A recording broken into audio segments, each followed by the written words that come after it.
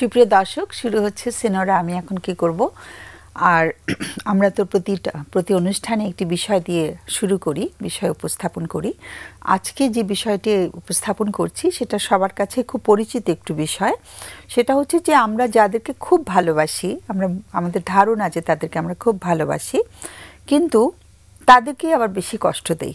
আমরা অনেক সময় বলি না যে আমার ভালোবাসার মানুষটাকে আমি কষ্ট দিতে না চাইলেও, অথচ দেখা যায় যে আমরা যখন জীবনের মানে জার্নিতে আছি, যাত্রায় রয়েছি, দেখা যাচ্ছে তাদেরকেই ঘুরে ফিরে কষ্টটা বেশি দিয়ে দিচ্ছি।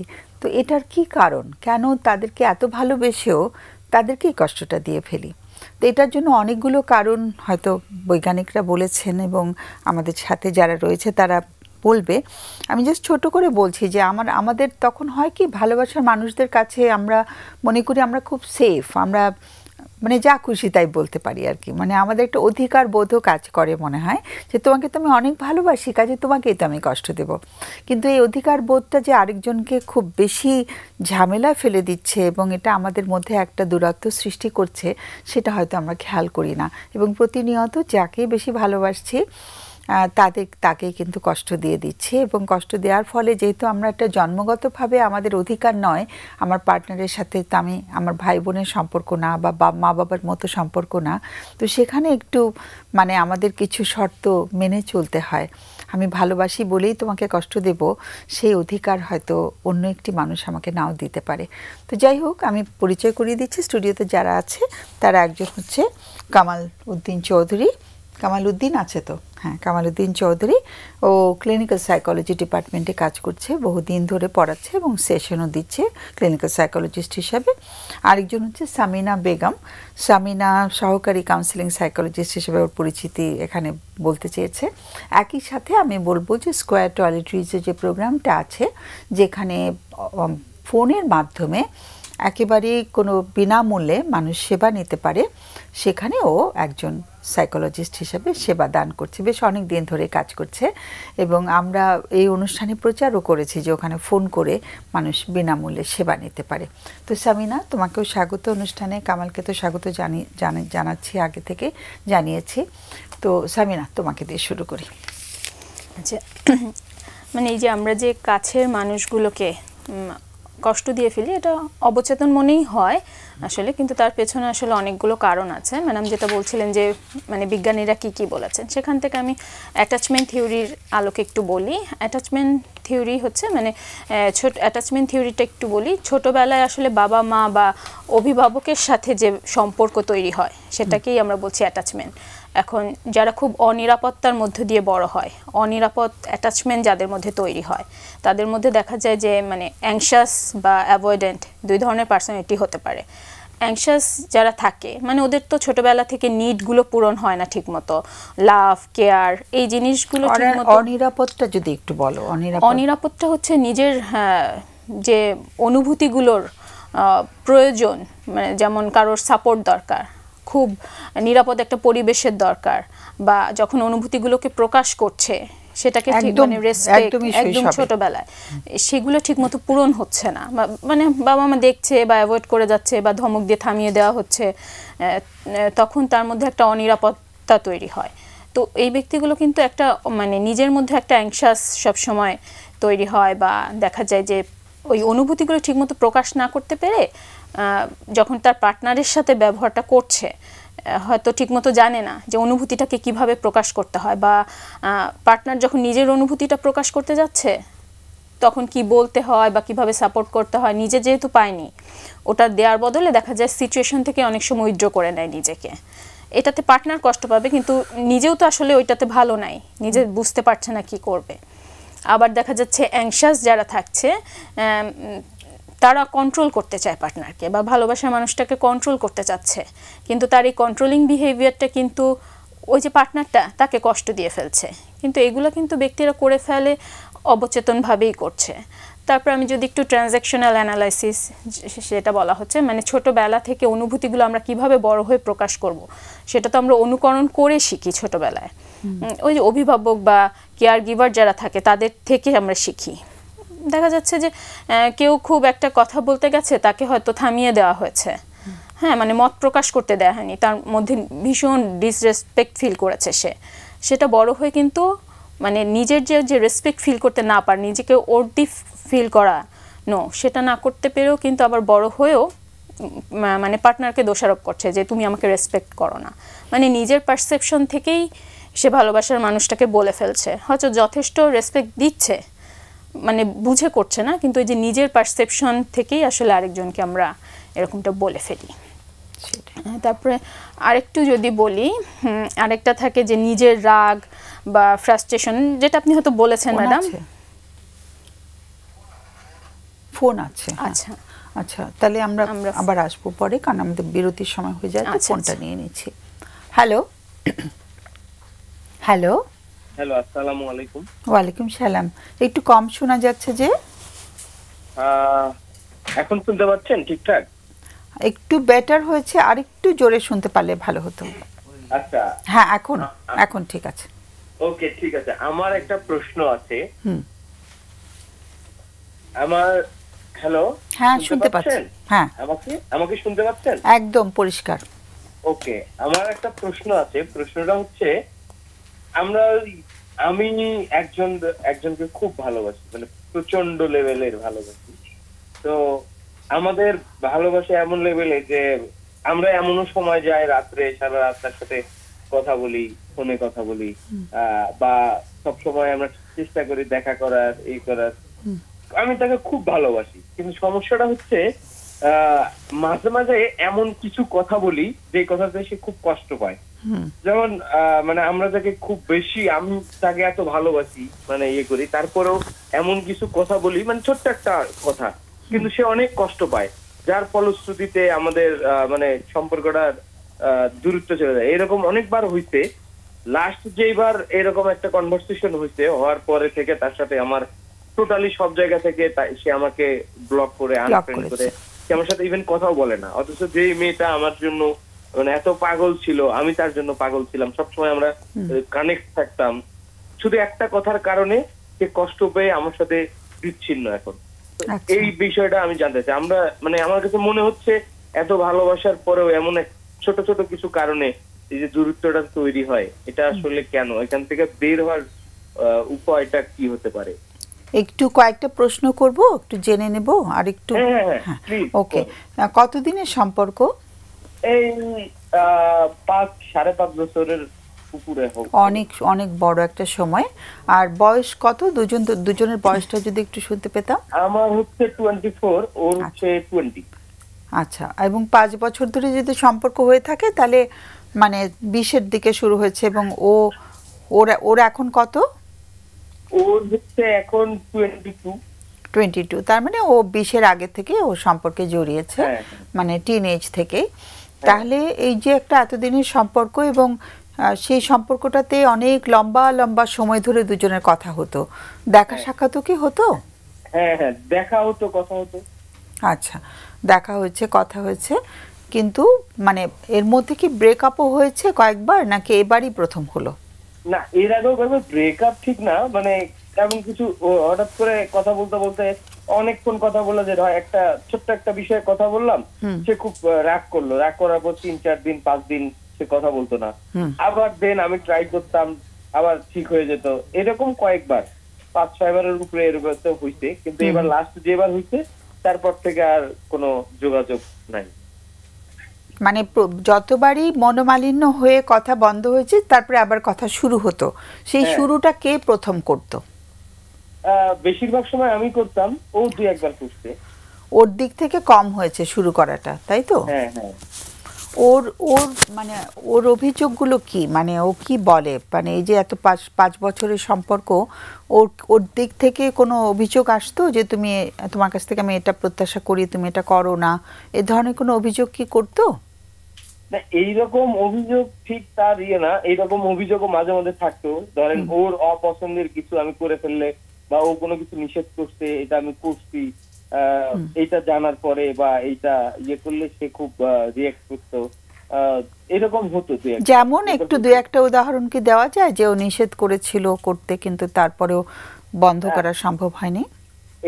এইটা যেটা হচ্ছে, আমি তো ভার্সিটিতে পড়ালেখা করি, তো যেটা হচ্ছে যে আমি আমার ক্লোজ ফ্রেন্ড বা বান্ধবী সার্কেলে আড্ডা দিচ্ছি, হয়তোবা কোনো মেয়ের সাথে কোথাও চা খাইছি বসে, হয়তোবা এইটা সে জানতে পারছে, জানার পরে ও নিষেধ করতো কোনো মেয়ের সাথে যেন না মিশি, কোনো মেয়ের সাথে যেন না ইয়ে করি।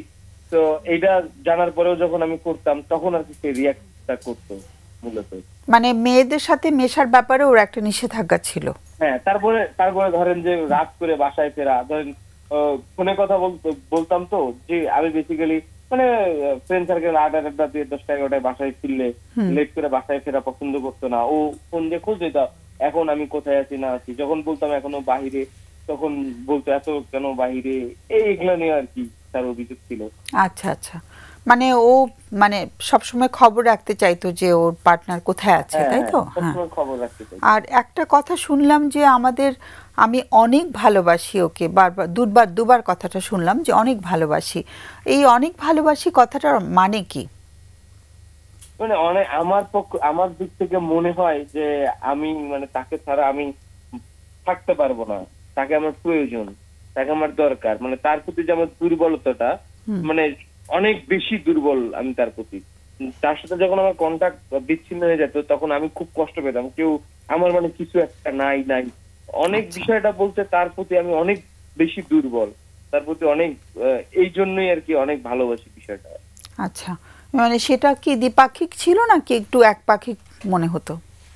আমার কাছে মনে হতো আমার পক্ষ থেকে এরকম ছিল, ওর পক্ষ থেকে আমার মনে হতো ও আমাকে ভালোবাসে, দুই পক্ষই মনে হতো দ্বিপাক্ষিকই মনে হয়েছে। আর একটা জিনিস জানতে চাইছিলাম যে ও যে তার পার্টনারের লাইফটা একটু নিয়ন্ত্রণ করতে চাইছিল বা চায়, সেই জিনিসটা কেমন লাগতো যে তুমি এর সাথে মিশতে পারবে না ওর সাথে? সবসময় ভালো লাগতো, তবে মাঝে মাঝে একটু মানে বেশি মনে হতো যে এত কেন বারবার একটা বলতেছে। আমি একটা কোনো কাজে আটকাই গেছি, আমি ইচ্ছে করে বাহিরে নাই, কিন্তু সে এটা বুঝতে চাচ্ছে না যে আমি কেন বাসায় নেই। আচ্ছা, আমি যে ইচ্ছে করে বাহিরে নাই ওটা সে বুঝতে চাইতো না। আমার যত কাজই থাক আমাকে তাকে সময় দিতেই হবে, ওকে, তার সাথে ঠিক আছে, কথা বলতেই হবে। হ্যাঁ। আচ্ছা, আমি আমার প্রশ্ন করার আর যে কটা করতে চেয়েছিলাম শেষ হয়ে গেছে। আমাদের অতিথির কাছে একটু যাচ্ছি, একটু প্রশ্ন করবে, হ্যাঁ, একটু থাকতে হবে লাইনে। কামাল। ধন্যবাদ। দ্রুত বলছি, আপনি লাস্ট যে কথাটা ওনাকে বলেছিলেন সেটা যে কারণে একটা দুজনের মধ্যে একটা দূরত্ব তৈরি হয়েছে, সে কথাটাকে আপনি রাগের মাথায় বলেছিলেন নাকি? আমি রাগের মাথায় বলেছিলাম, মানে যেটা বলেছিলেন ওনার সম্পর্কে একটা নেগেটিভ কোনো একটা কমেন্ট করেছিলেন, তাই কি? নেগেটিভ কমেন্ট ঠিক না, নেগেটিভ কমেন্ট বলতে ওই যেটা লাস্ট কনভারসেশন হয়েছিল সেটা থেকে এরকম যে আমি একটা পার্সোনাল কাজে আটকাই গেছি, আমার একটু ওকে সারাদিন সময় দিতে কম পারছি। তো সবসময় যেটা হতো আমরা সবসময় ফোনে কথা বলতাম, দিনে একবার দুবার দেখা করতাম, 2 দিন 1 দিন পর পরে। 3-4 দিন আমি আমার পার্সোনাল কাজে আমি যখন দেখা করতে পারিনি, তো আমাকে যখন বলছে তুমি আমার সাথে ঠিক মতো কথা বলতেছো না, দেখা করতেছো না, তুমি সন্দেহ করে বসছে যে আমি অন্য কোনো মেয়ের সঙ্গে ইয়ে করি। আমি তখন বলছি এইসব তুমি এইসব কেন বলতেছো, আমার এইসব ভালো লাগে না, এই যে আমি একটা ব্যস্ত, মানে আমি রাগ করে বলছিলাম আমি তোমার এত কিছু আমি নিতে পারতেছি না, আমার খুব ইয়ে হচ্ছে, তুমি মানে আপনি ওনার কথাতে অনেক কষ্ট পেয়েছিলেন, তার প্রেক্ষিতে আপনি আবার পাল্টা একটা কিছু বলেছেন। হ্যাঁ হ্যাঁ, আচ্ছা, যেটা বলেছেন সেটা কি আপনি বিশ্বাস করেন ওনার ব্যাপারে? মানে এটা কি একদম রাগের মাথায় বলেছেন, বাট এটা কি সরি বলার মতো বা কথা ফিরিয়ে নেয়ার মতো? হ্যাঁ, এটা ফিরিয়ে নেয়ার মতো, কিন্তু আমি ফিরানোর জন্য অনেক ট্রাই করছি, কিন্তু তার সাথে কোনোভাবেই আমি আর কমিউনিকেশন করতে পারতেছি না। সেই সব জায়গা থেকে আমাকে ব্লক করে দিচ্ছে, যে মানুষগুলো জানতো সেই মানুষগুলো সাথে সে যোগাযোগ এখন রাখে না, মানে আমার সার্কেল যাদের চিনতো সবাইকে সে ব্লক করে রাখছে। তো আমি কোনোভাবেই তার সাথে আর কন্ট্যাক্ট করতে পারছি। আচ্ছা, ঠিক আছে, ধন্যবাদ। সামিনার প্রশ্ন আছে? তোমার কোনো প্রশ্ন নেই, সব উত্তর পেয়ে গেছো? ওকে, ঠিক আছে। তাহলে একটু আমার একটা প্রশ্ন ছিল, একটু শৈশবটা কেমন ছিল যদি একটু শুনতাম। আমার, হ্যাঁ, আমি আজকে আমরা একটু ইনসিকিউর অ্যাটাচমেন্ট নিয়ে আমাদের একজন অতিথি কথা বলছিল। সো একটু কি ছোটবেলাতে মানে বাবা মার মানে যারা কেয়ার গিভার ছিলেন তাদের সাথে সম্পর্কটা একদম শৈশবে তারা কি বুঝতেন, মনে হতো যে তারা তাদের সন্তানের কথাটা বোঝেন এবং তারা একটু ছায়া দিয়ে রাখেন, এরকম কি ছিল? আমার আমার লাইফটা আমি অনেক আমি ছোটবেলায় আমার বাবাকে হারাইছি, তো তো আমার বলতে শৈশব বলতে আমি আমার মায়ের কাছেই থাকছি, আর বড় ভাই যারা ছিল তো আমার কাছে মনে হতো তারা আমাকে ছায়া দিয়ে রাখতো এবং আমাকে বুঝতো। আমি কিছু বললে, আমি কোনো কিছু আবদার করতে যতটুকু সামর্থ্যের মধ্যে ছিল আমাকে সবসময় তারা এগুলো প্রোভাইড করতো। ভালো মন্দ, আমার কোনটা ভালো হবে কোনটা খারাপ, এগুলো তারা সবসময় আমাকে ইয়ে করতো। মাকে কি অনেক ভালোবাসো? মাকে মাকে অনেক ভালোবাসি বলতে মাকে অনেক ভালোবাসি, কারণ যেহেতু ছোটবেলা থেকে আমি আমার মায়ের কাছেই বড় হয়েছি। আমার মা বাবা বলতে ওই একজনই, বাবা মা। তো আমি মা শাসন করেননি? মা শাসনটা ছিল এক্সট্রিম লেভেলের, যেহেতু গ্রামে ছিলাম তো সবসময় কোনো কিছু করলেই বলতেই হয় যে মা অনেক মারতো, শাসন এইভাবে হতো। হ্যাঁ, কিছু হইলেই অনেক মার খেতে হয়েছে। ছোটবেলায় অনেক মার হাতের মার খেয়েছি, যে কারণে মায়ের প্রতি দুর্বলতাটা এখন আরো বেশি। মার খেয়ে দুর্বলতা বেড়ে গেছে? মার খেয়ে আমার কাছে মনে হয়, কারণ আমার এখন মনে হয় যে ছোটবেলায় যেগুলো বিষয় নিয়ে আমাকে মারতো সেগুলো আসলে লজিক্যাল ছিল, আমি হয়তো বুঝতাম না জন্য করতাম। মানে আমরা কি অ্যালাউড যে বাচ্চাকে, ছোট একটা বাচ্চাকে মারাটা তার মানে ঠিক আছে?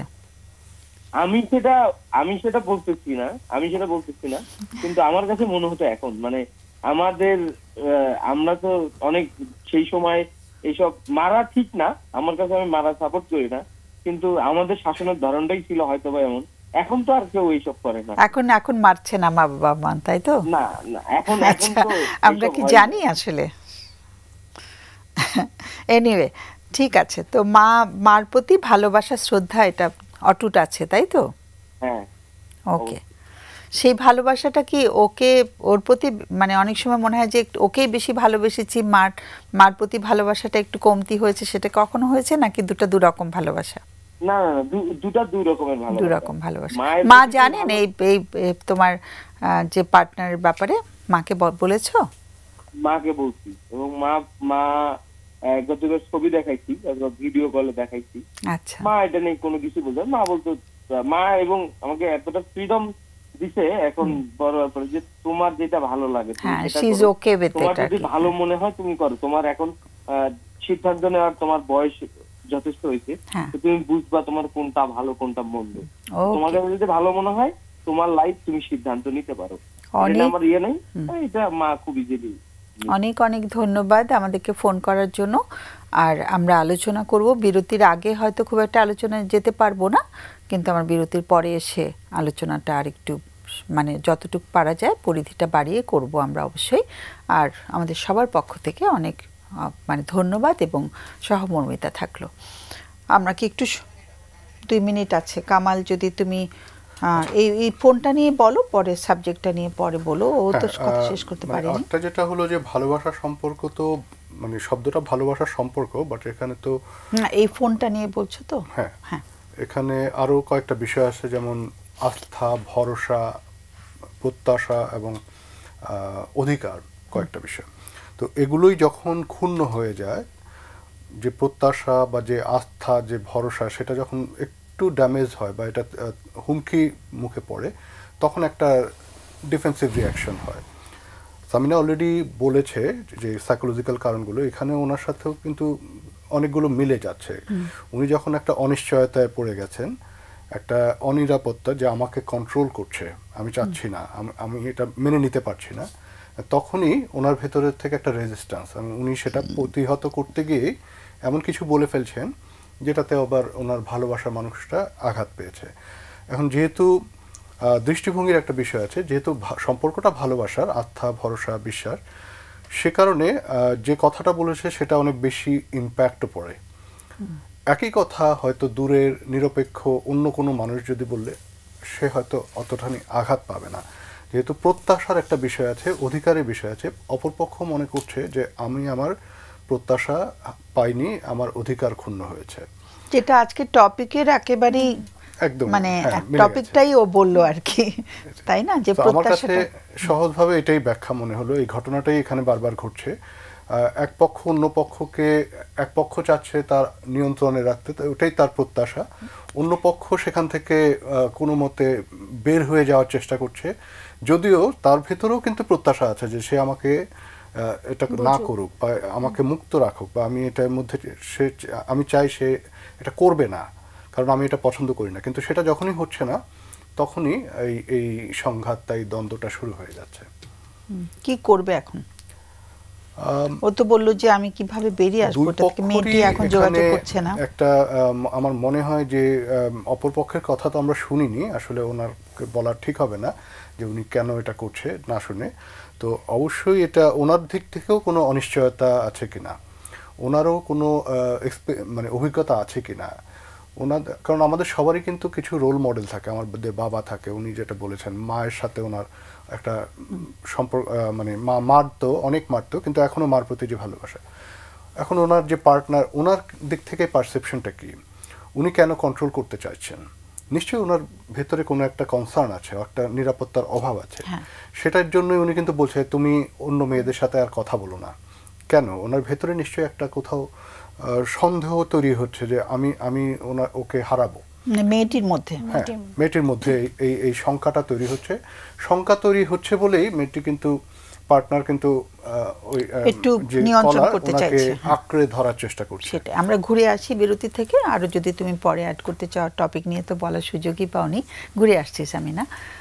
সুপ্রিয় দর্শক, আমরা ছোট্ট একটা বিরতিতে যাচ্ছি বরাবরের মতন, ফিরে আসবো একটু পরে সিনোরা আমি এখন কি করব অনুষ্ঠানে।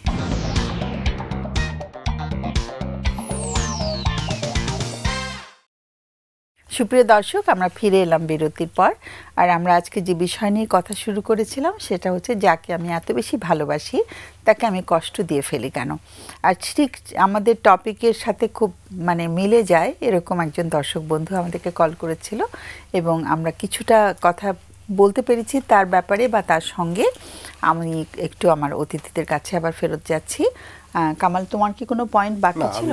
আচ্ছা, সামিনা। উনি জানতে চাচ্ছেন যে কি করণীয়।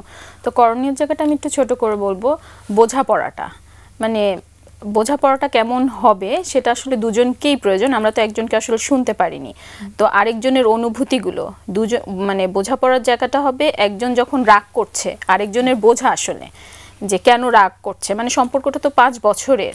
হ্যাঁ, তো এই বোঝা পড়ার জায়গাটা, মানে একজন আরেকজনের অনুভূতি প্রকাশটা যখন বুঝতে পারবে, অনুভূতি পেছনের কারণটা, এটা খুব দরকার ওনাদের দুজনের মধ্যে। একজনকে তো আমাদের শোনাই হয়নি, এই মানে ইমোশনগুলো মানে চাপিয়ে দেওয়া হচ্ছে কিনা, রেসপেক্টটা থাকছে কিনা দুইজনের মধ্যে, সেই জায়গাটা, মানে সম্পর্কের একটা বাউন্ডারিও তো থাকা দরকার, যে কতটুকু মানে নিষেধ করব বা অতিরিক্ত হয়ে যাচ্ছে কিনা। যেখানে উনি বললেন কিন্তু আর পারছি না, বলে ফেলেছে এই কথাটা, যেটাতে হয়তো একজনকে খুব হার্ট করেছে।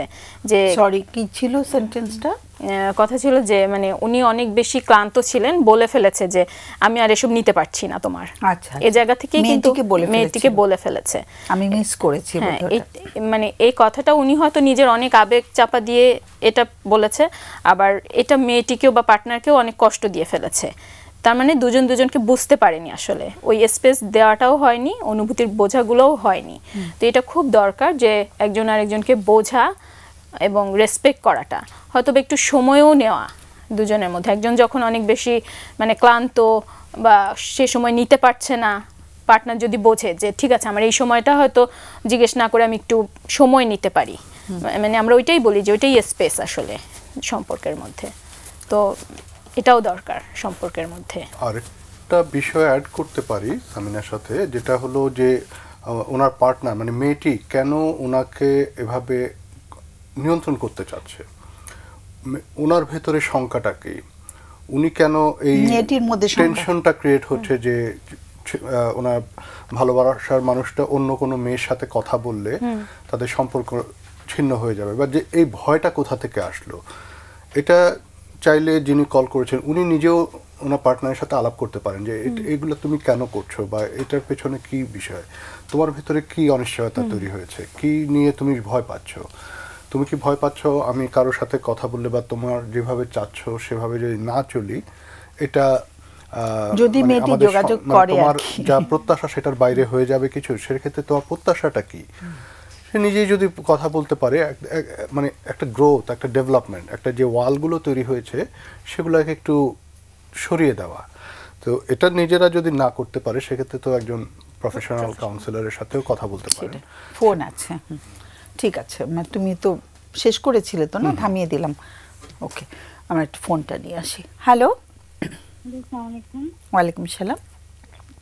ম্যাডাম, আমি আপনার সাথে একটু কথা বলতে একটু জোরে শুনতে চাই, একটু একটু মাউথপিসটা কাছে কথা এনে। বলতে চাচ্ছি আপনার সাথে। হ্যাঁ ম্যাডাম, আমার হচ্ছে একটা পারিবারিক সমস্যা। হুম হ্যাঁ, আমার হচ্ছে ম্যাডাম পারিবারিক সমস্যা। আমার বিবাহিত জীবন 25 বছরের এবং আমরা অনেক হ্যাপি কাপল ছিলাম ম্যাডাম। আচ্ছা, কিন্তু গত মে মাসের 26 তারিখে আমার হাজবেন্ডের সাথে অ্যাপসে একটা মেয়ের পরিচয় হয়। মেয়েটার বয়স হচ্ছে গিয়ে 25 আর আমার হাজবেন্ডের বয়স হচ্ছে গিয়ে ম্যাডাম 59। তারা কত হাজবেন্ডের বয়স? 59। আমার হাজবেন্ডের বয়স হচ্ছে গিয়ে 59। 53 রানিং। মেয়েটার বয়স হচ্ছে গিয়ে 25 বছর। মেয়েটার বয়স 25 আর তোমার হাজবেন্ডের বয়স 50? হাজবেন্ডের বয়স হচ্ছে 59। 59। হ্যাঁ আচ্ছা আচ্ছা, ওই মেয়েটার সাথে ম্যাডাম এ চ্যাট নামে একটা চ্যাটে জি জি জি ম্যাম বলো। তারপরে দিয়ে ম্যাডাম আমার হাজবেন্ড ওই মেয়ের সাথে এ চ্যাট নামে একটা চ্যাটে পরিচয় হয়েছে। মেয়েটার বাড়ি হচ্ছে রাজশাহীতে।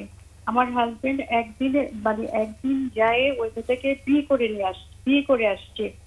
হ্যাঁ, বিয়ে করে তারপরে এর মধ্যে ওরা ঢাকাও আসছে ম্যাডাম। এর মধ্যে আমার একটা বাচ্চাটার ম্যাডাম হচ্ছে ব্লাড ক্যান্সার ধরা পড়ছে। পরে দিয়ে আমি এখন ম্যাডাম আমার এই জীবনে যে আমি এই ধরনের একটা সমস্যার মধ্যে আছি, আমি আসলে কি করব? পরিবার থেকে বলা হয়েছে যে ওই মেয়েটাকে ছেড়ে দেওয়ার জন্য, কিন্তু আমার হাজবেন্ড বলে আমি যদি ছাড়ি দুজনকেও ছাড়বে, মানে আমাকেও ছাড়বে ওই মেয়েকেও ছাড়বে, না কাউকেই ছাড়বে না। আমার ছেলেটা ম্যাডাম গত কোরবানি ঈদের পরে তার ব্লাড ক্যান্সার ধরা পড়ে এবং এই মেয়েটা যখন আমাদের জীবনে আসছে তারপর থেকে আমরা বিভিন্ন সমস্যায় জর্জরিত। আমি এখন বলতে চাচ্ছি আসলে আমি আমার হাজবেন্ডের সাথে জীবন কাটাতে চাই। হ্যাঁ, আমি আসলে এই জন্য কি করতে পারি, মানে আইনি ভাবে আমি কোনো সহায়তা পেতে পারি? যদিও আমি আইনের সহায়তা চাচ্ছি না, আপনাদের পরামর্শই চাচ্ছি। আচ্ছা, তুমি বলছিলে যে এখন ম্যাডাম বলো। সপ্তাহে মনে করেন যে 4 দিনই ওই মেয়ের সাথে থাকে। 4 দিনই ওই মেয়ের সাথে থাকে। যেমন আজকে সে বাসায় আসছে, কারণ তার ভাই ডাক্তার, তার ভাই হচ্ছে খুলনা থাকে। সে যখন খুলনা থেকে বাসায় আসে, ঢাকায় আসে, তখন সে বাসায় থাকে। সন্ধ্যার সময় বের হইতে সে রাত 10টা-11টার দিকে বাসায় আসছে। মানে আমি মেন্টাল ভাবে ম্যাডাম অনেক বেশি জর্জরিত। আমাদের বৈবাহিক জীবনে ম্যাডাম কোনো সমস্যা ছিল না। এখন সে বলে সে 25 বছর যাবত নাকি অশান্তিতে ছিল আমার জন্য এবং তার চারিত্রিক কোনো সমস্যা আছে। আমার বাসায় আগে যত মেয়ে ছিল ম্যাডাম সবার সাথে তার দৈহিক সম্পর্ক ছিল এবং আমি ওগুলোও মেনে নিচ্ছি ম্যাডাম, কিন্তু এখন উনি বিয়ে করছেন। আমি আসলে ম্যাডাম কি করবো আমি বুঝতে পারতেছি না। আচ্ছা, তুমি এই যে ওর যে মানে বাড়ির মেয়েদের সাথে সম্পর্ক তোমার জানা তুমি জানতে মানে সেই জিনিসটা ঘটছে, তাহলে এই জিনিসটা তুমি বলে তুমি মেনে নিয়েছো, কি মনে করে মেনে নিয়েছো? সেটা মেনে নিয়েছি কি, আমরা বাঙালি মেয়ে তো, আমি সরকারি চাকরি করি, আমি কাস্টম অফিসার। হ্যাঁ ম্যাডাম, আমরা বাঙালি মেয়ে, ডিভোর্সি মেয়েদেরকে কেউ পছন্দ করে না, সমাজে তাদের কোনো অবস্থান থাকে না, এই জন্য আমি এগুলো মেনে নিয়েছি। কিন্তু আমি অনেক মানসিক যন্ত্রণায় থাকি। আচ্ছা ঠিক আছে, সেগুলোকে আমি ওভারকাম করেছি, কিন্তু আমার হাজবেন্ড এখন যে বিয়ে করছে যে মেয়েটাকে, ওই মেয়েটাকে আমার অনেক সমস্যার কথা বলছি। আমার হাজবেন্ড এরকম বলছে। আমি লাস্ট পর্যন্ত ভাবছিলাম যে তার পরিবার হয়তো আমার হাজবেন্ডের বয়স, আর মেয়েটার বয়স হচ্ছে 25 বছর, সে অনার্স ফাইনাল দিয়েছে। তার উদ্দেশ্য হচ্ছে সে ঢাকায় আসবে আমার হাজবেন্ডের হাত ধরে, সে পড়াশোনা করবে, সে চাকরি বাকরি করবে, মানে আমার হাজবেন্ডকে সে তার একটা সিঁড়ি হিসাবে সে ব্যবহার করতেছে। সেটা তো তুমি বুঝতেই পারছো, কিন্তু কতদিন ধরে সম্পর্ক করছিল? মানসিক যন্ত্রণায় ভুগতেছি। আর আমার ছেলেটা ম্যাডাম ক্যান্সার, সে যতবারই আমার ছেলেটাকে রেখে রাজশাহীতে চলে গেছে, ততবারই আমার ছেলে ম্যাডাম লাইফ সাপোর্টে চলে গেছে। আমার ছেলে তার সাথে ম্যাডাম গত 4 মাস যাবত সে এই চ্যাট নামে একটা চ্যাটে কথা বলতো এবং দিনরাত কথা বলতো, এবং আমার হাজবেন্ডের হার্টের মধ্যে 5টা ব্লক। হ্যাঁ, আচ্ছা, তোমার দিনরাত কথা বলতো। আমরা যখন বলতাম, ও আমার মেয়ের বয়স 20 বছর, আমার মেয়েকে বলতে তোমার বাবার উপর তোমরা বিশ্বাস রেখো, তোমার বাবা এমন কোনো কাজ করবে না। বড়জন মেয়ে আর ছোটজন ছেলে তোমার? জি, তোমার দুজন সন্তান? আমার একটা মেয়ে একটা ছেলে। আমার ছেলেটার বয়স হচ্ছে 14-15 বছর, মেয়েটা 20 বছর। ছেলের এই অসুস্থতা ধরা পড়েছে কতদিন আগে? জি ম্যাডাম, ছেলের এই অসুস্থতাটা কতদিন আগে ধরা পড়েছে? তার তোমার ছেলের যে ব্লাড ক্যান্সার বলছো? জি, আমার ছেলের ব্লাড ক্যান্সারটা ম্যাডাম কোরবানির ঈদের পরে ধরা পড়ছে। আচ্ছা, বেশি দিন হয়নি। আমার পার্সোনালি একটা গাড়ি আছে, ওই আমার শ্বশুর বাড়ি হচ্ছে দিনাজপুরে। আচ্ছা, এত কিছু জায়গার নাম বলো না, হ্যাঁ ঠিক আছে, মিডিয়াতে কথা বলছো তো। হ্যাঁ, তো ওখান থেকে আসার সময় আমার হাজবেন্ড গাড়িটা এমন ভাবে অ্যাক্সিডেন্ট করে যে কোনো মানুষ আসলে বেঁচে থাকার কথা না, কিন্তু ও বেঁচে ছিল। আচ্ছা, ওকে।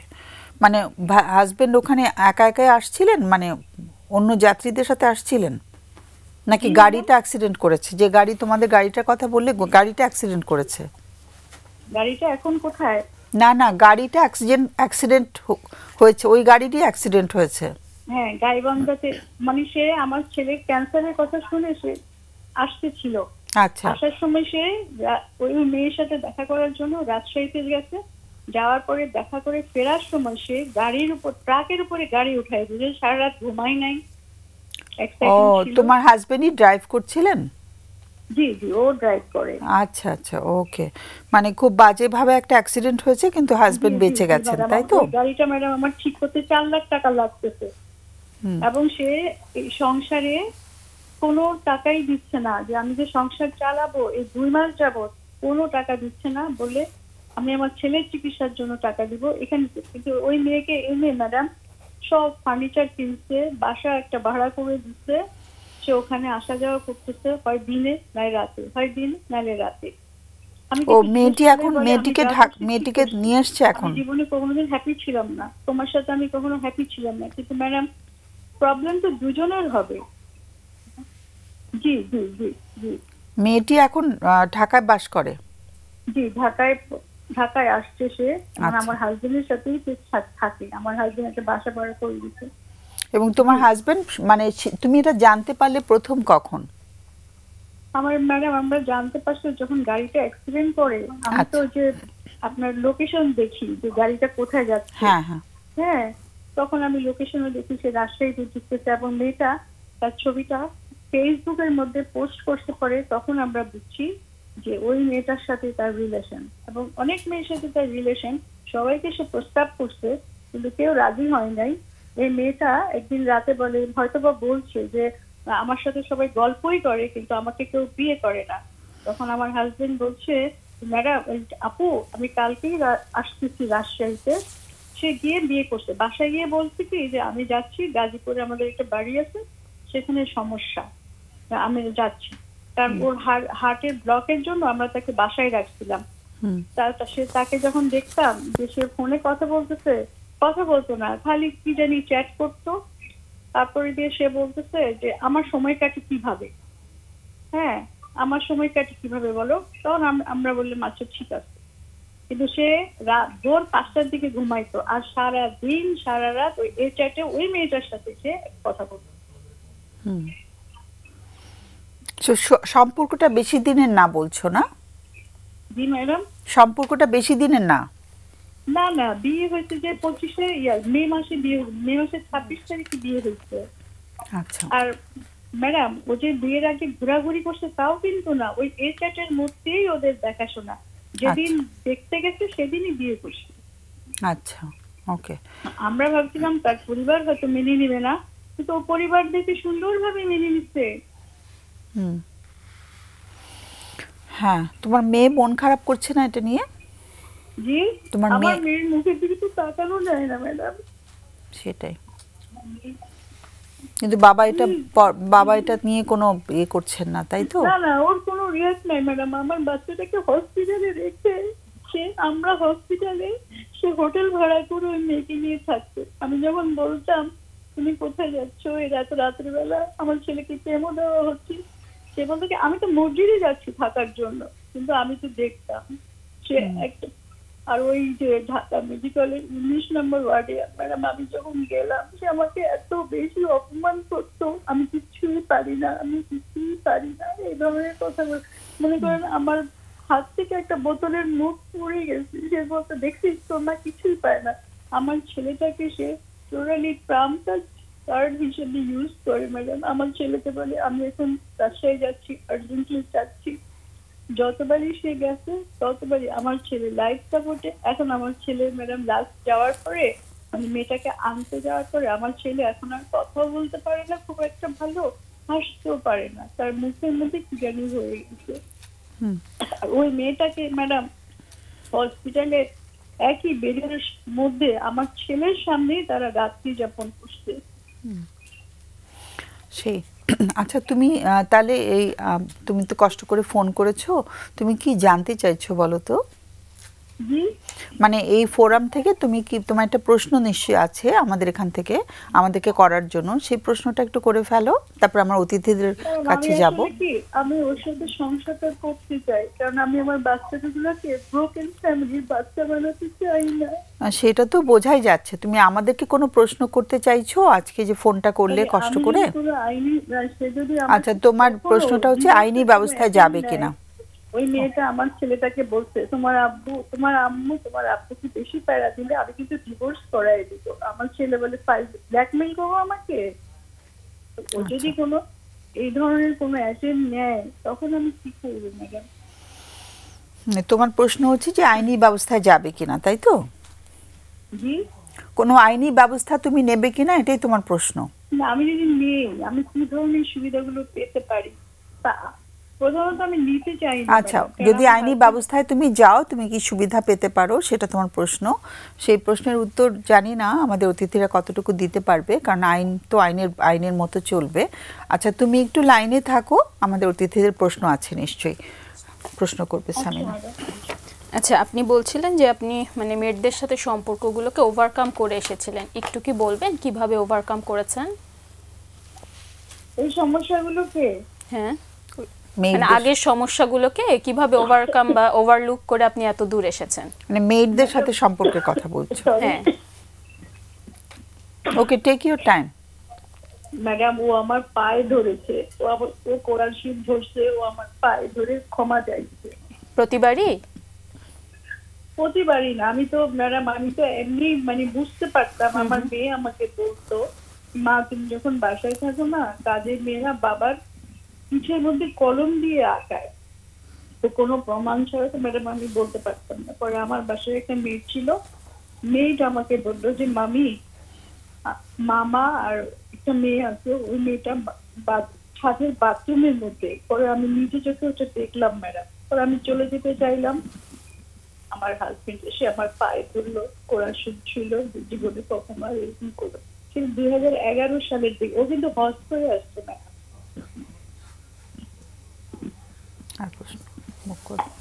হ্যাঁ আচ্ছা উনি অনেকবার আপনার হাজবেন্ড অনেকবার বলেছে যে উনি অশান্তিতে আছে, হ্যাঁ তো এই অশান্তিতে আছে বা উনি আবার বিয়ে করবে এগুলা কি বলেছে অশান্তিতে থাকার? না না আমাদের মধ্যে কোনো অশান্তি নাই ম্যাডাম, ও সবাইকে বলে বেড়াতো আমি অনেক হ্যাপি আছি, আমি অনেক হ্যাপি আছি। কারণ ওকে আমার জন্য কিছুই করতে হতো না ম্যাডাম, আমি আমার নিজের টাকা দিয়ে সংসারে সব ফার্নিচার কেনা সবকিছু করতাম। তারপর আমার শাশুড়ি আছে ম্যাডাম, আমার শাশুড়ি অনেক যন্ত্রণা দেয়, কিন্তু আমার হাজবেন্ড আমাকে অনেক সহযোগিতা করছে। ওই কৃতজ্ঞতা বোধ থেকে আমি এগুলাকে মেনে নিয়েছি। আচ্ছা আমি একটা প্রশ্ন করব। আমি বুঝতে পারছি আপনি মানসিকভাবে অনেক বিপর্যস্ত। মাঝে মাঝে মনে হয় আমি কি পাগলই হয়ে যাবো নাকি হার্ট অ্যাটাক। আমার হলো কিডনি প্রবলেম আছে, স্ট্রোকও করছি আমি চিটাগাংয়ে ছিলাম 5.5 বছর। কখনো আমাদের সম্পর্ক কখনোই খারাপ ছিল না, কোনো দিনও খারাপ ছিল না। আর ও কখনো ঝগড়াঝাটি করে না, মারামারি করে না, বাজে কথা বলে না। আপা, আপনি কি কখনো কোনো এই বিষয়ে অন্য কারোর সাথে আলাপ করেছেন? ও যেমন এখন যদি কোনো বাইরে ডাক্তার বা সাইকোলজিস্টের সাথে কথা বলেছেন? তার সাথে কোনো সাইকোলজিস্টের সাথে, কাউন্সিলরের সাথে কথা বলেছেন? না, আমি কারোর সাথে এর আগে কখনো কথা বলেননি? আমি ম্যাডামের কাছে জাস্ট জানতে চাইলাম। ম্যাডামের অনুষ্ঠানটা আমি অনেক যখন শুরু হয়েছে তখন থেকে আমি দেখি। আচ্ছা, জি, ধন্যবাদ। আর কোনো প্রশ্ন নেই? আমাদের আসলে বলার কোনো ভাষা খুঁজে পাচ্ছি না কিছু। হ্যাঁ, তুমি অসম্ভব কষ্টে আছো। ম্যাডাম কিছু বলে না, আমরা তো আলোচনা করবই। হ্যাঁ, তুমি যে আইনের ব্যবস্থা নিতে চাইছো সেটার ব্যাপারে তো নিশ্চয়ই আমাদের অতিথিরা কথা বলবেন। তা আমার পক্ষ থেকে যেটা বলার, যে আইনের দিকে গেলে হয় কি, জিনিসপত্র পাল্টে যায় অনেক বেশি আর কি। হ্যাঁ, তখন অনেক রকম আরো তোমার আরো অনেক আইনের প্রসঙ্গটা এসে জটিল হয়ে যায় ব্যাপারটা। আমি সাথে একদিনই বলছিলাম, তুমি আমার সাথে যদি উল্টাপাল্টা কিছু করো, আমি কিন্তু আমার সবকিছু জানা আছে কি করতে হবে। হ্যাঁ, এখন তোমার তো তুমি এখন পরিষ্কার যে সে বিয়ে করেছে, তাই তো? মেয়েটিকে বিয়ে করেছে। হ্যাঁ, কিন্তু তোমার মতামত, তোমার কি অনুমতি নিয়ে বিয়ে করেছে? তোমার অনুমতি তো নেয়নি। না, আমার অনুমতি নাকি লাগে না। সেটা তুমি কোনো আইনজ্ঞের সাথে কথা বলতে পারো। সে তো উনি তো ওনার মতো করেই বলছেন তোমাকে, কিন্তু তুমি আমার অনুমতি লাগে না, আমার অনুমতি নাকি লাগবে। সেটা তো তার কথা, কিন্তু তুমি আইনজ্ঞের সাথে যদি কথা বলো তাহলে এই প্রসঙ্গটা তুমি জেনে নেবে ভালো করে, কেমন? যে প্রথম স্ত্রীর অনুমতি ছাড়া দ্বিতীয় স্ত্রী গ্রহণ করতে পারে কিনা, কেমন? সেখানে আবার অনেক রকম ক্লজ আছে কিনা, আমরা তো কেউ আইনজ্ঞ না, তুমি সেগুলো জেনে নিও ভালো করে। আর আমার যেটা মনে হচ্ছে যে আমরা আলোচনা তো অবশ্যই করব, তুমি আসলে ভীষণ কষ্টে রয়েছো। আমার দিক থেকে শুধু এইটুকুই বলার, ওরা তো বলবে আরো, যে যেটা প্রফেসর কামাল বলল, যে কারোর সাথে বসেছো কিনা সে ব্যাপারে আমার মনে হয় ওরা আরো বিস্তারিত বলবে। তুমি আমাদের আলোচনাগুলো শোনো। হ্যাঁ, আলোচনাগুলো শোনো, ফোনটা রেখে। আমাদের সবার অনেক সহমর্মিতা থাকলো তোমার জন্য, আর আমরা আশাবাদী যে তুমি কাটিয়ে উঠতে পারবে এখান থেকে। ওকে, অনেক ধন্যবাদ।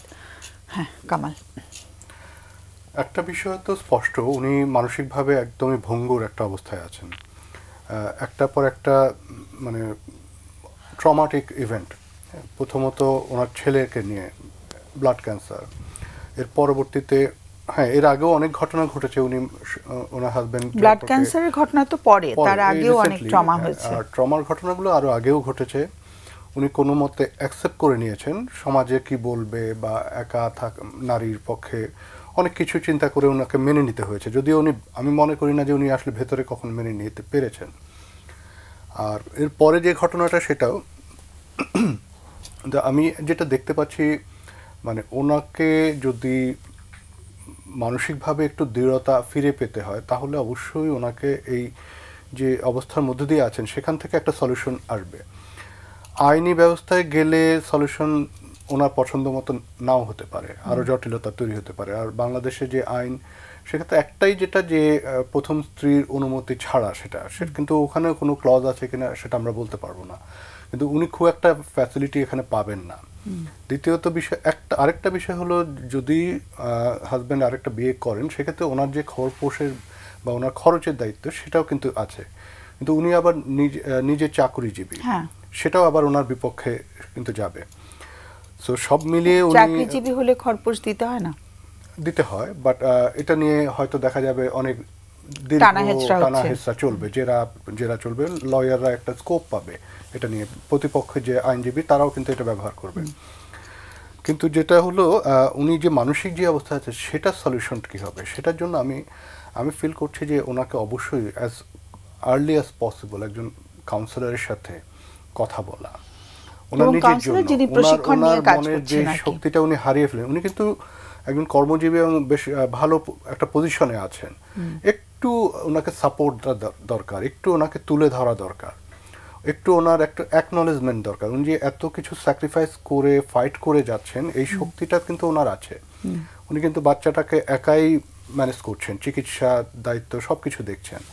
বড় মেয়ে আছে তাকেও দেখাশোনা করছেন, উনি একেবারে দুর্বল নন, যথেষ্ট শক্তি আছে, কিন্তু এই মুহূর্তে সবকিছু ওনার বিপক্ষে। তো ওনাকে আস্তে আস্তে এই শক্তিটা দেওয়ার চেষ্টা করতে পারে একজন ভালো একজন সাইকোলজিস্ট যদি কথা বলে। হ্যাঁ, একটা কামাল আমার একটা জিনিস একটু আটকে গেল ভিতরে, সেটা হচ্ছে যে আমাদের দেশে মেয়েরা মানে ডিভোর্সি মেয়েরা মানে শ্রদ্ধা পায় না, সম্মান পায় না। হ্যাঁ, এটা খুব আমার কারণে লেগেছে। এই বিশ্বাসটা কি আসলে আমরা যদি, আর যেহেতু আমরা মিডিয়াতে কথা বলছি, মানে সেখানে তুমি একজন পুরুষের প্রতিনিধি হয়ে কিছু বলবে? আমি যখন উনি বললেন যে উনি এই কারণে, মানে যখন আমি শুনলাম আমরা যে হাজবেন্ডের এর আগেও এরকম সম্পর্ক ছিল, হাজবেন্ড পায়ে হাতে ধরে মাপ চেয়েছে, কিন্তু উনি ভিতরে মেনে নিতে পারেনি। তো এটা আমার প্রশ্ন যে উনি কেন মেনে নিয়েছেন? হ্যাঁ, মানে ওনার অধিকার ছিল এটা মেনে না নেওয়ার, কিন্তু উনি মেনে নিয়েছেন। একটাই যেটা উনির কাছে যে সমাজে উনি যদি আলাদা হয়ে যেতেন ওনার প্রতি দোষটা দেয়া হতো, এবং ওখানে উনি ভুল কিছু বলেন নাই।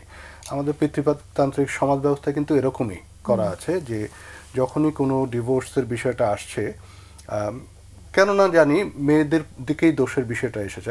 আমার কাছে কিন্তু অনেক সময় প্রশ্ন এসেছে, সাংবাদিকরা প্রশ্ন করেছে, আচ্ছা ইদানিং মেয়েরা অনেক ডিভোর্স দিচ্ছে, এ বিষয়ে আপনারা কি বলেন? আমি বললাম যে মেয়েরা ইদানিং স্বাবলম্বী হচ্ছে, এবং স্বাবলম্বী একজন নারীর সাথে একজন পুরুষ কিভাবে চলবে সেটা হয়তো অ্যাডজাস্টমেন্ট হচ্ছে না, সে কারণে হয়তো। এবং আরেকটা যেটা হলো, এখন কিন্তু মেয়েদের উপর অত্যাচার করে মানে পার পেয়ে যাবে বা কোনো ব্যবস্থা নেয় সে অবস্থাও এখন নাই। সো তাই মেয়েরা প্রতিবাদ করছে এবং তখন তারা মনে করছে তারা আলাদা হয়ে যাচ্ছে। কিন্তু সমাজের একটা প্রবণতা হচ্ছে যে মেয়েদের দিকেই দোষটা নিয়ে আসা। ইভেন সাংবাদিকরাও আমাকে বলছে না মেয়েরা কেন বেশি করছে, মেয়েরা কেন বেশি দিচ্ছে, মানে ওনারা আমার কাছ থেকে শুনতে চাচ্ছিলেন যে মেয়েরা মানে কথাটা তোর মুখে দিয়ে দিচ্ছে আর কি। হ্যাঁ হ্যাঁ, যে আমার কাছ থেকে শোনা যে মেয়েরা ভুল করছে বা মেয়েদের এটা ভুল, মেয়েদের মেনে নেওয়া উচিত। মেয়েদের, আমার কথা হলো অন্যায় নারী এবং পুরুষ দুটো ভাগা বিষয় না, কারোই অন্যায় মেনে নেওয়াটা ঠিক না। এক্ষেত্রে উনি যেটা করেছেন অন্যায়টা মেনে নিতে হচ্ছে সমাজের চাপে পড়ে, ওনার অসহায়ত্বটাই আমি দেখতে পাচ্ছি। তো এই অসহায়ত্বটা কিছুটা তো সমাজের আরোপ করে দেওয়া আছে। তো চাইলে উনি বের হয়ে আসতে পারেন, সেই কিন্তু মেন্টাল স্ট্রেংথটা লাগবে, সেই ফাইটটা লাগবে। হ্যাঁ, তো সেটাই আমি মনে করি একজন ওনাকে একজন মানে যারা প্রশিক্ষণ প্রাপ্ত সাইকোথেরাপিস্ট তাদের কাছে যাওয়া, একটু খুঁজে তাদের, এবং অবশ্যই নন জাজমেন্টাল। কারণ আমাদের দেশে কিন্তু অনেক সময় থেরাপিস্টরাও দেখা যাচ্ছে যে পুরুষদের পক্ষ হয়ে কথা বলছে, আপনি একটু মেনে নিতেন, আপনি একটু না ভালোভাবে প্রশিক্ষণ প্রাপ্ত থেরাপিস্ট এটা বলে না কখনো। এটা অন্য আরেকটা বিষয় চলে যাচ্ছে। প্রশিক্ষণ প্রাপ্ত দেখা যাচ্ছে যে অনেকেই বলছে প্রশিক্ষণ প্রাপ্ত, কিন্তু বাস্তবে সেটা না, আপনিও জানেন, সেটা জেনে নিতে হবে আর কি। তো ওনাকে এটা জেনে নিতে হবে যে প্রশিক্ষণ প্রাপ্ত এবং ভালো সুনাম আছে এরকম কোনো একজন সাইকোলজিস্টের কাছে যেতে, যিনি ওনার কথাগুলো সময় দিয়ে মনোযোগ দিয়ে শুনবেন এবং শুনে সেই অনুযায়ী ওনাকে সাপোর্ট দেবেন। সেটাই। সামিনা, আসলে ওনার ব্যাপারে তেমন কিছু বলার নাই, কিন্তু উনি অনেক দিন থেকে এগুলোকে মেনে নিয়ে আসছে। এখন ওনার একটু চিন্তা করতে হবে আসলে সম্পর্ক থেকে উনি এখন কি চাচ্ছে আসলে, এবং আগে কি পেয়ে এসেছে, সেটা যদি উনি একটু নিজে একটু চিন্তা করে। আর অবশ্যই সাইকোলজিস্টের হেল্প তো লাগবেই। আর উনি বলছিলেন মেয়েটাও মুখের দিকে তাকানো যায় না, আমার মনে হয় মেয়েটারও সাইকোলজিস্টের হেল্প দরকার আছে। আর সবচেয়ে বড় কথা, গুড পয়েন্ট, যে তার সাফার করছে ভীষণভাবে, মানে সন্তানরা বেশ বড় একজন 15 একজন 20 বছর, মানে ওরা কি বলছে আমার মনে হয় ওদের মতামতটাও নেওয়া উচিত। অনেক সময় কেসগুলোতে দেখি যে এতদিন মা সার্ভাইভ করে এসেছে, বাচ্চারা এখন বলছে মা এটা নিয়ে এখন আর করো না, আমরা আমাদের মতো থাকি। মানে অনেক জায়গায় এরকম বলে কেসে, বাচ্চারাই বুঝাচ্ছে যে, কারণ সেম ভাবে ওরা ছোটবেলা থেকে আসলে কি পেয়েছে সম্পর্ক, বা ওদের অলরেডি ডেভেলপ হয়ে গেছে, ওরা নিজেরাও অনেক ট্রমা দেখে এসেছে। এই জায়গা থেকে আমার মনে হয় মা যদি ছেলে মেয়েকে নিয়েও একটু আলোচনাটা করে, সেটাও একটু দরকার আছে। আরেকটা বিষয় কি আলোচনা করবে, মানে ওই যে কি করা যেতে পারে, আমরা তো বলে দিতে পারি না, এটা ওরা যদি মিলে ডিসিশনটা নেয় যে কি করা যেতে পারে। মানে ওরা তো আসলে মানে বাবার ব্যাপারে কিছু বলা একটু কঠিন বাচ্চাদের জন্য। হ্যাঁ, কিছু বলছিলেন না, এটা আমার যেটা মনে হচ্ছে যে 20 বছরের যে মেয়েটা, উনি তো ইউনিভার্সিটি গোয়িং, সে ইউনিভার্সিটি যাচ্ছে, সে যথেষ্ট এখন ম্যাচিওর, বোঝে অনেক কিছুই। তো ওদের মধ্যে কিন্তু একটা গিল্ট কাজ করতে পারে, অপরাধবোধ, যে আমরা বোধহয় পারিনি বা আমাদের কারণে বাবা এরকম হয়ে গেল, এটা একটা হতে পারে। অথবা অ্যাঙ্গার থাকতে পারে, সিরিয়াস অ্যাঙ্গার। এবং ছেলে বলছিল যে ছেলে অনেক কথা বলছে না, ছেলে কথা কমিয়ে দিচ্ছে। এটা হয়তো গিল্ট থেকেও হতে পারে, অ্যাঙ্গার থেকে হতে পারে। আবার ছেলেকে পাশে বেডে রেখে বাবা মেয়েটির সাথে সম্পর্ক করেছে, যেটা ছেলেও দেখেছে, হতে পারে। এটা মানে যেহেতু উনি বলেছেন আমাদের এটা ধরে নিতে হবে হয়েছে, তো এটা তো ভয়াবহ ব্যাপার। এবং ছেলেটাও নিশ্চয়ই ট্রমাটাইজ হয়ে যায় একদম। এবং ছেলেটা নিজে ফিজিক্যালি এখন কিন্তু খুবই ভালনারেবল অবস্থা, ট্রিটমেন্টটা খুবই পেইনফুল। তো সব মিলিয়ে ওনারা আসলে বলা যায় যে অত্যন্ত একটা খুব দুর্বিষহ জীবন সময়ের মধ্যে দিয়ে যাচ্ছেন। এই সময় আসলেই দরকার। পরিবারের সাপোর্টও সেরকম পাচ্ছেন না, বললেন যে শাশুড়ির সাথে ভালো ব্যবহার পায় না। আবার ওনার হাজব্যান্ডের পরিবার আবার মেনে নিয়েছে এই দ্বিতীয় বিবাহ। তো এই কারণে আমার মনে হচ্ছে উনি সব দিক থেকেই প্রেশারে আছেন। তো ওনার সাপোর্ট নেটওয়ার্কে কারা আছে, একটু তাদের সাথে একটু দরকার হলে কথা বলা, একটু সময় দেওয়া। ওনার নিজের ফ্যামিলির কারা আছেন, ওনার ভাই বোন বা বন্ধু বান্ধব কারা আছেন, তাদের সাথেও একটু সময় দেওয়া। কিন্তু এই সময়টা অনেক সময় দেখা যায় যে ওই যে ওনার উপরে দোষের বিষয়টা চলে আসে, তুমি রাখতে পারো না, নিশ্চয়ই তুমি তোমার হাজবেন্ডকে ধরে রাখতে পারো না, তোমাকে ছেড়ে অন্য আরেকজনের কাছে। এইগুলো আবার কিন্তু ওনাকে আরো বেশি কঠিন। বেস্ট হচ্ছে থেরাপিস্টের কাছে যাওয়া। আমরা একটা ফোন নিয়ে আসি। হ্যালো, আসসালামু আলাইকুম। আমাকে শোনা যায়? হ্যাঁ, শোনা যাচ্ছে। ম্যাম কেমন আছেন? ভালো থাকার চেষ্টা করছি, থ্যাংক ইউ। আমি চেষ্টা করেও পারছি না। আচ্ছা, তুমি চেষ্টা করেও পারছো না, তারপর? না ম্যাম, পারছি না। তুমি কি আগেও ফোন করেছিলে আমাদেরকে? জি ম্যাম, আগেও ফোন করেছিলাম, কথা বলেছিলাম। হ্যাঁ, খুব চেনা লাগছে তোমার ভয়েসটা। হ্যাঁ, বলো আজকে কি বলবে? জি ম্যাম, যেটা বলতে চাই সেটা হচ্ছে যে আমার ওসিডি ছিল। আমি একজন ওসিডি সমস্যাটা নিয়ে আক্রান্ত ছিলাম।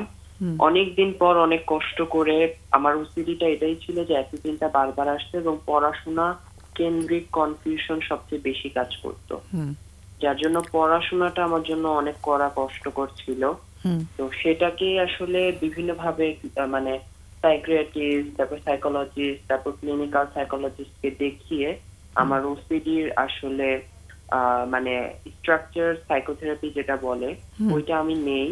এবং হচ্ছে সাইকিয়াট্রিস্টের কাছে আমি মেডিকেশন হচ্ছে নিয়মিত হচ্ছে ওসিডির যে কোর্সটা থাকে সেটা আমি কমপ্লিট করি।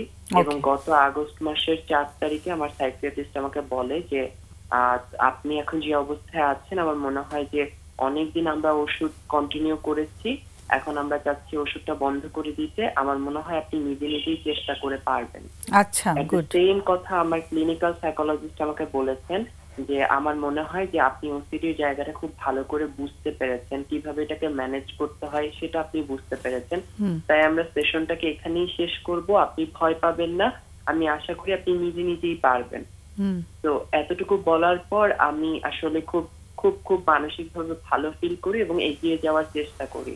সেপ্টেম্বর মাসে আমি ইউনিভার্সিটিতে ভর্তি হই এবং সেটাও সাইকোলজি নিয়ে। যখন ভর্তি হই তখন সবচেয়ে বড় সমস্যাটা হলো যে একে তো ওষুধটা বন্ধ করেছি, তো ডাক্তার আমাকে বলেছিল ওষুধ বন্ধ করলে একটু সমস্যা হতে পারে, বেশি বেশি মানে চিন্তা আসতে পারে কলেজে গেলে, নতুন পরিস্থিতি সৃষ্টি হলে। সেই সাথে আমার আচরণে যেহেতু ছোটবেলা থেকে একটু প্রবলেম আছে, আমি যেহেতু মিডিয়াতে কথা বলছি আমি বলতে চাচ্ছি না, না তোমার বলতে হবে না, আমি কিছুটা বুঝতে পারছি। হ্যাঁ, বলো। সেটাই, মানে জিডি প্রবলেম আমার। এবং এই প্রবলেমটার জন্য আমার কলেজে ক্লাস শুরু হতে না হতেই কলেজের ছেলে শিক্ষার্থীদের কাছে আমি বিভিন্নভাবে বুলি হওয়া শুরু করলাম। যখন আমার ওসিডির ওষুধ বন্ধ এবং আমি আমার নতুন সমস্যার জিনিসে বুলি হওয়া শুরু করেছি, ওই বুলির কথাটা আমি ক্লাসে শেষ করি দুপুর 12টা বাজে। ক্লাস শেষ করার পর আমি লাইব্রেরিতে যাই পড়াশোনা করার জন্য। আমি নিজেকে এইভাবে ম্যানেজ করি যে না, আমাকে হয়তো ওই মানুষটা একটা কথা বলেছে, আমার ওইটা খারাপ লাগছে, আমার ওসিডি আছে তাই চিন্তাটা বারবার আসছে, চিন্তাটা চিন্তার মতো আসুক কিন্তু আমি আমার পড়ায় মনোযোগ দিই, আমি চিন্তাটাকে আটকানোর চেষ্টা না করি, এটা নিয়ে আমি খুব বেশি প্রেশারাইজ না করি। কিন্তু কিসের কি, আমাকে যে ওই ধরনের বুলি শিকার হতে হয়েছে, আমার পড়ার মাঝখানে ওই চিন্তা চলে আসছে, দুপুরবেলা আমি খাবার খেতে যাচ্ছি, আমার গলা দিয়ে ভাত নামছে না, ওই টেনশনে আমি মানসিক ভাবে ছটফট করতেছি।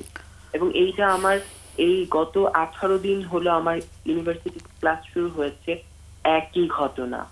আমি আমার ইউনিভার্সিটি যেহেতু সাইকোলজি ডিপার্টমেন্ট, আমার সাইকোলজিস্টকে বলেছিল আপনি চাইলে আপনার ডিপার্টমেন্টের টিচারদের সাথে সহায়তা করতে পারেন, যাতে খুব বেশি বুলি শিকার হলে তারা যাতে আপনাকে মেন্টালি সাপোর্ট করতে পারে।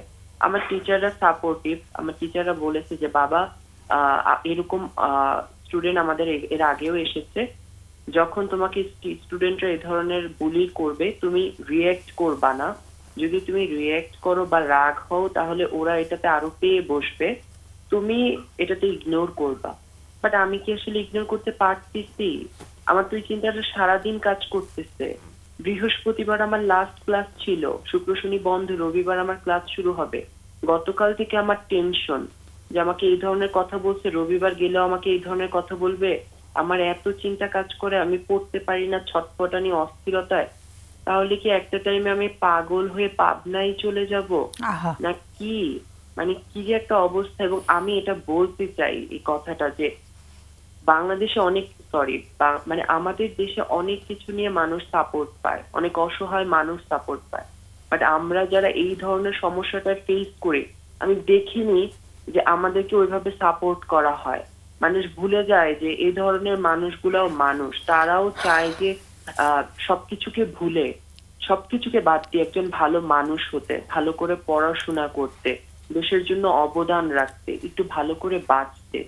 কিন্তু শিক্ষা প্রতিষ্ঠান বা প্রত্যেকটা সমাজের মানুষের আচরণ যদি শুধুমাত্র আমার এই সমস্যাটার জন্য এরকম হয়, এবং আমার ওসিডিটার জন্য যদি এই চিন্তাটাতে সারাদিন আমি বের হতে না পারি, তাহলে কিভাবে কি? খুব হতাশ লাগছে তোমার, বুঝতে পারছি। তুমি আজকে আমাদের কাছে কি জানতে চাইছো বলো তো? আজকে জানতে চাইছি যে এই যে মনে হচ্ছে, এই যে সারাদিন ছটফটানি, আমার মাকে বলছি যে মা আমার কষ্ট হচ্ছে, একে বলছি যে আমার কষ্ট হচ্ছে, কিন্তু আলটিমেটলি তো আমার কষ্ট কমছে না। আর টিচাররা যে আমাকে শিখিয়ে দিচ্ছে যে তুমি ওদের কাছ থেকে কথাটা ইগনোর করবা, তোমাকে তো শক্ত হয়ে জীবনে এস্টাবলিশড হতে হবে, আমি তো ওগুলা পারতেছি না। আমি আসলে কি করব, কি করলে, আর যেটা করতে বলা হচ্ছে আমাকে ওইটাও আমি করতে পারতেছি না। মেন্টালি আমি এতটা মানে কি একটা বিপর্যস্ত অবস্থায় আছি। আচ্ছা, আমার 2-3টা প্রশ্ন করে আমার অতিথিদের কাছে চলে যাব, আমাদের সময়ও প্রায় শেষ হয়ে এসছে। একটু তোমার যে ওরিয়েন্টেশনের ব্যাপারটা আছে তাই না, জেন্ডার নিয়ে, সেটা কি তোমার বাসায় জানেন? জানেন। এবং দে আর সাপোর্টিভ অফ ইট? তারা জানে আমার এই সমস্যাটা, কিন্তু তারা চায় আমি ভালো করে পড়াশোনা করি। এখন আমাকে সাপোর্ট করে এবং আমি সাপোর্টিভ, দে আর সাপোর্টিভ। আচ্ছা, তোমার উত্তরটা পেয়ে গেছি। আর তোমার ডাক্তাররা কি ব্যাপারটা জানতেন? তুমি ডাক্তারের কাছে গেছো, ক্লিনিক্যাল সাইকোলজিস্টের কাছে গেছো, দুজনেই তোমাকে এই ব্যাপারটা জেনে ট্রিটমেন্ট করেছেন, তারা জানতেন ব্যাপারটা, তাই তো? জি। ওকে, ঠিক আছে। এখন তোমার এখন মুশকিল হচ্ছে যে তুমি তোমার এই যে ইস্যুটা তোমাকে বদার করছে যে কেন পৃথিবী আমাদেরকে এভাবে অবিচার করে আমাদের উপরে, তাই তো? হ্যাঁ, একটু লাইনে থাকো, আমাদের সময় খুব সংক্ষিপ্ত হয়েছে, একটু লাইনে থাকো। সামিনার কোনো প্রশ্ন আছে? আমি একটু জানতে চাচ্ছি, ক্লাসে বুলি যারা করছে, মানে এটা কি স্পেসিফিক 2-1 জন নাকি সবাই? মানে কতজন করছে আর কতজন করছে না? স্পেসিফিক বলতে আমি সবার সাথে কথা বলি না, ফার্স্ট বেঞ্চে বসি, তো যারা টুকটাক পরিচিত তারাই করতেছে, আর কয়েকদিন পর যারা পরিচিত হবে তারাও করবে, কারণ আচরণ তো এরকমই। সেই ক্লাস 2 থেকেই তো দেখে আসতেছি সবাই এটা নিয়ে বুলি করতেই থাকে। আগে পাত্তা দিতাম না, কিন্তু এখন মেন্টালি অবসেসড হয়ে গেছি জিনিসটা নিয়ে। মানে ক্লাসে কি বন্ধু তৈরি হয় না ছোটবেলা থেকেই? বন্ধু তৈরি হয় 1-2 জন, কিন্তু বন্ধুরাও বলে যে আচ্ছা আমরা তো এটা নিয়ে দুষ্টামি করি, বিভিন্ন প্রশ্ন করে, আচ্ছা আমরা তো এরকম, আমাদের তো এরকম ফিলিংস হয়, তোর কি এরকম ফিলিংস হয়? সবাই মিলে গোল বৈঠক করে এই ধরনের প্রশ্নগুলো করে, মানে উল্টো আরো বুলি করছে আর কি তোমাকে। আপনার প্রশ্ন আছে? ঠিক আছে। কামাল? না, একটা বিষয় যেটা একটু আগে বলছিলেন যে এটা ছোটবেলা থেকে এরকম অভিজ্ঞতা হয়েছে, স্কুলে হয়েছে, কলেজে হয়েছে, আজকে ভার্সিটিতেও হচ্ছে, কিন্তু মানসিকভাবে এখন নিতে পারছেন না, বা ইউনিভার্সিটিতে এসে এরকম কিছু একটা হবে ভাবতে পারেন নাই। কিন্তু আপনি বলছিলেন যে আপনি সাইকোলজিস্টের কাছে গিয়েছেন, সাইকিয়াট্রি, এখন কেন আবার যাচ্ছেন না? এখন কেন আবার যাচ্ছি না, প্রশ্নটা কি?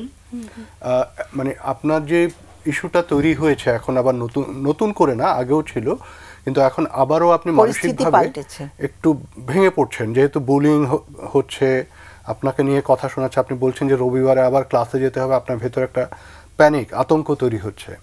কিন্তু এখন একজন সাইকোলজিস্টের সাথে আবার কেন কথা বলছেন না? আপনার যিনি সাইকোলজিস্ট ছিলেন তিনি, তার সাথে তো আপনার ভালো একটা মানে কাজের একটা সম্পর্ক তৈরি হয়েছে। ফাইনান্সিয়াল একটা ব্যাপার থাকে যে ওসিডির এতদিন একটা ট্রিটমেন্টের মধ্যে দিয়ে গিয়েছি, একদিকে সাইকিয়াট্রিস্ট, একদিকে ঔষধ, আবার একদিকে সাইকোলজিস্টের কাছে নিয়মিত বেশ কিছু সেশন, তারপরে এখন কিছুদিন আগে শেষ হয়েছে, এখন যে আমি আবার যাব, এখানে ফাইনান্সিয়ালি ব্যাপার থাকে। আমার বাবা নেই, আমার মা আমার একা খরচ চালায়, আমার পুরো ইউনিভার্সিটির খরচ চালিয়ে এখন ওই খরচটা চালাতে গিয়ে আমার ভাবতে হচ্ছে।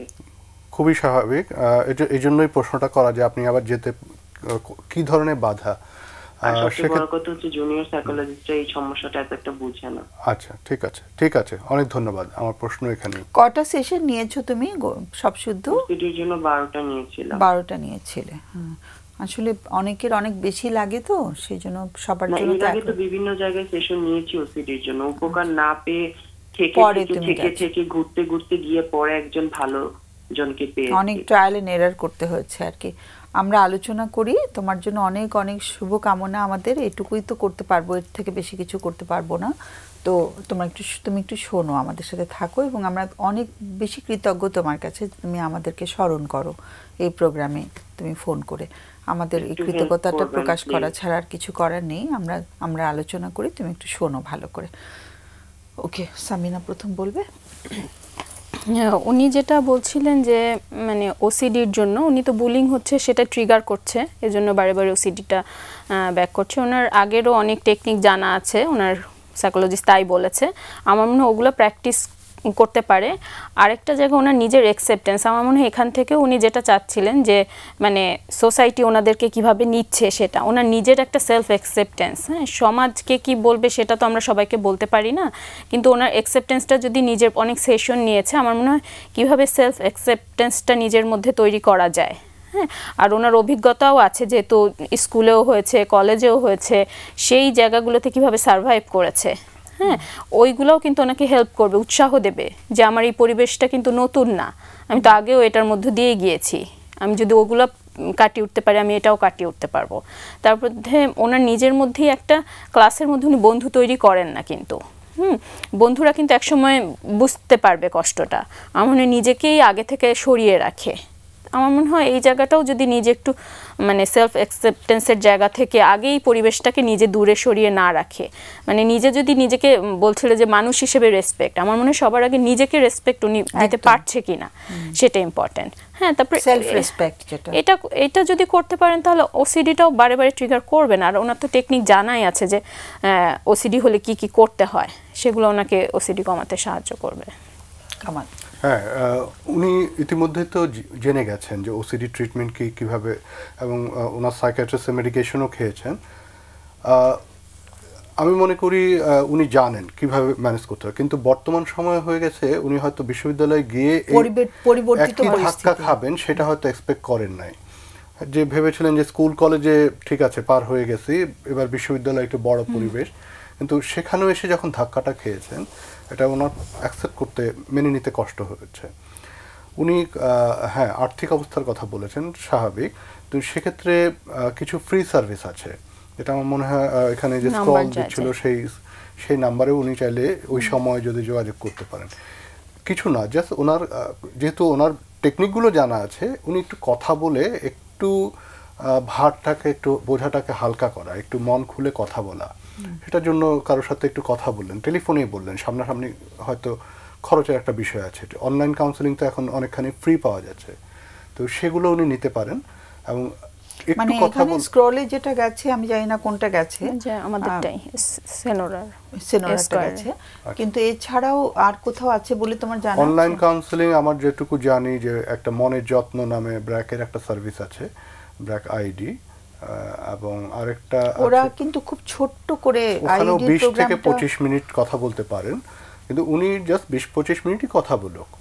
এখানে তো ওনাকে ট্রিটমেন্ট দেওয়ার বিষয়টা নাই, যে ট্রিটমেন্ট মানে এই যে একই চিন্তা বারবার আসার বিষয়টা উনি জানেন ইতিমধ্যে। আর এর বাইরে আরও আছে, সেখানে অবশ্যই একটু খরচের ব্যাপার আছে। সজল নামে একটা সার্ভিস আছে, অনলাইন সার্ভিস দেওয়া হয়। সো ফ্রি বলতে গেলে অ্যাকচুয়ালি যে স্ক্রলে যে নাম্বারটা সেখানে ফ্রি পাবে, আর মনের যত্ন সেখানে উনি ফ্রি সার্ভিসটা পাবেন। আর যেটা হচ্ছে যে আমার কাছে মনে হচ্ছিল যে সাইকিয়াট্রিস্টের ওষুধটা তো একবারই ভিজিট করতে হবে, ওষুধটা একদম এখন যেহেতু খুব একটা চ্যালেঞ্জের মধ্যে আছে, একটু ওষুধ আবার শুরু করতে পারে, সেটা করতে পারে, যেহেতু উনি ফলো আপ হিসাবে একবার যাবেন, এবং দরকার হলে সাইকিয়াট্রিস্ট যদি মনে করেন উনি সেরকম একটা কন্ট্রোল ডোজ ওনাকে প্রেসক্রাইব করে দিতে পারেন। কষ্ট হচ্ছে তো মানে ওষুধ খেয়েও যদি ব্রেইনের যে ওঠানামাটা হচ্ছে, এখন কিছু সেরিটোনিন ডোপামিন কমে যায়, একটু কেমিক্যাল গুলো যদি একটু, সেটাও খুবই সম্ভব, যেহেতু মাত্র উনি ওষুধটা বন্ধ করেছেন এবং সাথে সাথে ওনার এই এনভায়রনমেন্টটা শুরু হয়েছে, দুটো মিলিয়ে হয়তো একটু কলাপস করে গেছে। একটুখানি আমার মনে হয় সাইকিয়াট্রিস্টের ভিজিট যাই লাগে সেটা খরচ করে যদি অন্তত একটা সেশনও করে, আমার মনে হয় মেডিসিনটা মানে আবার শুরু করার একটা মানে রেকমেন্ডেশন করা যায় আর কি, তাই তো, যাতে করে একটু মানে ঘুম হয় এবং সে একটু শান্তি পায় সময়ের জন্য। কারণ যেহেতু সেশন অনেকগুলো নিতে হয়, সেশন শুরু করলে আবার ধারাবাহিকতা পড়ে যাবে, কিন্তু ওষুধটা তো একবার ভিজিট করেও সে নিতে পারে, কারণ খুব কষ্ট হচ্ছে এখন আর কি। তো আমাদের সময় শেষ হয়ে গেছে। কামালকে আজকে মানে আজকে টপিক নিয়ে প্রশ্ন মানে বলার সুযোগ পাওনি, কিন্তু ফাঁকে ফাঁকে চলে এসছে। তো দুজনকে অসংখ্য ধন্যবাদ। আমরা শেষ করছি আজকের অনুষ্ঠান। আশা করছি আগামীতে আবার দেখা হবে। সুপ্রিয় দর্শক, আমাদের শেষ করতে হচ্ছে, সময় একদম শেষ। আর আমরা আগামী অনুষ্ঠানে যে বিষয়বস্তু ঠিক করেছি, যে যখন আমাদের ভালোবাসার সম্পর্কে, সরি আমি একটু দেখে বলছি কারণ অনেক সময় আমার বিষয়টা প্রোগ্রাম করতে করতে বিষয়টা আমি অনেক সময় ভুলে যাই, আশা করছি সবাই আমাকে একটু ভুল বুঝবে না। সো ভালোবাসার মানুষটির সঙ্গে আমাদের যখন কোনো খুব বিরোধ বা কলহ হয়, তখন কি আমরা আমাদের মনের অজান্তে আমাদের যে সত্যিকারের সত্তাটা, ভেতরের সত্তাটা, যেটা আমরা অনেক সময় লুকিয়ে রাখি, আমরা কিন্তু একটু মানে হয় না যে একটু মোড়ক দিয়ে রাখি সত্তাটিকে, কারণ সবার সামনে সেটা খুলতে চাই না। কিন্তু যখন আমাদের খুব বিরোধ হয় ভালোবাসার মানুষের সাথে, তখন আমরা কি একেবারে সত্যিকারের সত্তাটা প্রকাশ করে ফেলি কিনা, সেটা নিয়ে আমরা আগামীতে আলোচনা করব। সে পর্যন্ত সবাইকে অনেক অনেক ধন্যবাদ এবং শুভেচ্ছা জানিয়ে শেষ করছি। শুভরাত্রি।